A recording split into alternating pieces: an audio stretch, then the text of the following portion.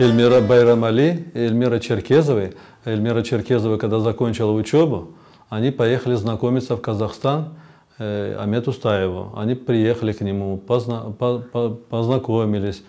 Он очень, оказывается, обрадовался, что вот крымские татары, искусствоведы к нему приехали. Вот Эльмир Апти мне рассказывал это. Он до такой степени обрадовался, что Бзинклер Кельдан, да, знаете. И вот в это время вот, Амет Устаев Эльмира Байрамали эту работу подарил, оказывается.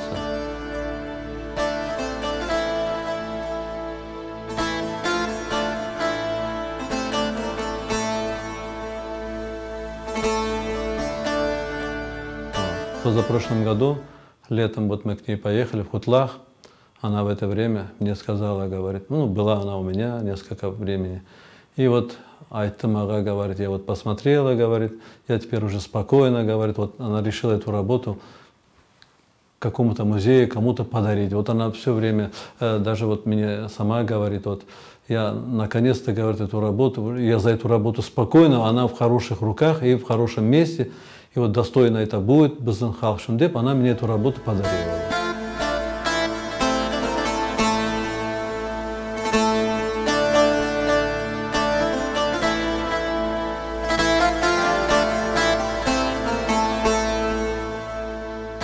В 60-е годы он повторил эту работу, делал копии. Одна работа такая находится в нашем татарском музее. Амет Устаев раз к этой работе уже несколько раз возвращался. Он до войны эту работу писал. Уже после войны, живя в Казахстане, он эту работу несколько вариантов повторял. Видимо, эта работа ему самому это очень нравилось, понимаете? Поэтому, видимо, он эту работу несколько вариантов повторял.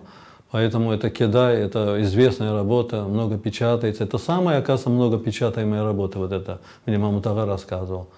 Вот самое много, что печаталось у крымских татар, вот это Кедай.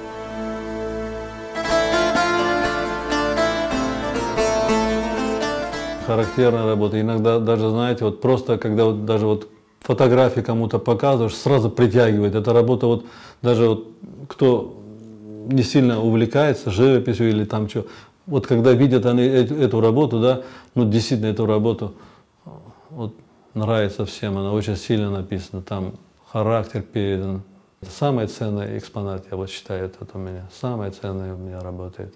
Я даже, знаете что, иногда даже переживаю, что Брщиолса, вот эту работу надо спасать. Я даже ее хотел отдельно вот на мольберт где-нибудь, потом решили ее на стенку повесить.